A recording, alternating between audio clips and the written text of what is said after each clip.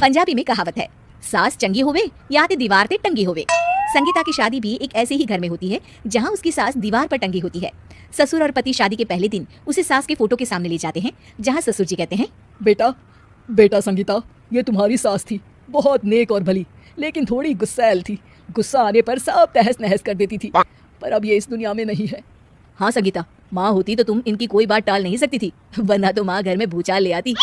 संगीता मन में खुश होती है कि अच्छा है कि ऐसी औरत अब इस घर में नहीं है, लेकिन दिखावे के लिए वो जैसे ही सास की फोटो के सामने हाथ जोड़कर खड़ी होती है, ये क्या, सास उसे देखकर मुस्कुराने लगी।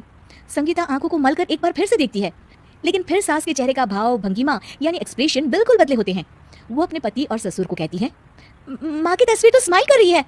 ना ना बेटी, ये कैसे संभव है? जरूर तुम्हें कोई गलती हुई होगी, ऐसा कैसे हो सकता है? लगता है तुम शादी की सारी फॉर्मेलिटी करते करते थक गई हो, तुम्हें आराम की जरूरत है संगीता। खैर, सारे संगीता की बात को इग्नोर कर कमरे में चले जाते हैं। वैसे सास की फोटो पर एक्सप्रेशन एक के बाद एक बदलते ही रहते हैं।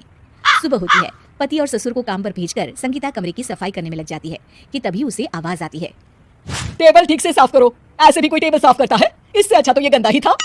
किसी औरत की आवाज सुन संगीता दंग रह जाती है और सोचने लगती है कि आवाज कहाँ से आई। आवाज को नजरअंदाज कर वो फिर से अपना काम करना शुरू करती है, लेकिन इस बार तो आवाज बिल्कुल उसके कान के पास से आती है। मेरा घर है ये, जब तक मैं थी चमका कर रखती थी, हर एक चीज शीशे की तरह थी। तुम्हें तो ना सफाई आती है ना कुछ पता है। क्यों तुम्हें मेरे घर की जिम्मेदारी दे दी गई है? पता नहीं तुम्हें मेरे बेटे को क्या दिखाई दिया। मैं होती तो एक से बढ़कर एक लड़कियों की लाइन लगा देती। अब संगीता को समझने में देर नहीं लगी कि ये आवाज किसी और की नहीं बल्कि उसकी सास की है, जो दीवार पर टंगी है। वो उसके पास जाती है और कहती है, नमस्ते सासू माँ, मुझे तो कल ही लग रहा था कि दीवार में कुछ काला है। वो दीवार नहीं, दाल होती है पगली। सही पकड़े हैं सासू माँ।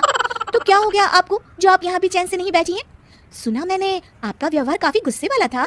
चुप रह तू, ज्यादा बकर बकर ना कर। घर का काम करना तो आता नहीं, आई है मुझसे बहस करने। हाँ देखिए सासू माँ, मैं आपसे साफ साफ कह देती हूँ, मुझसे पंगा लेने की कोशिश मत करिएगा। तभी पीछे से संगीता का पति आता है। अरे संगीता, किससे बात कर रही हो? कौन है वहाँ? संगीता की सास की फोटो फिर से पहले जैसी हो जाती है। आपकी माँ से कह रही थी कि मुझे काम करना आता।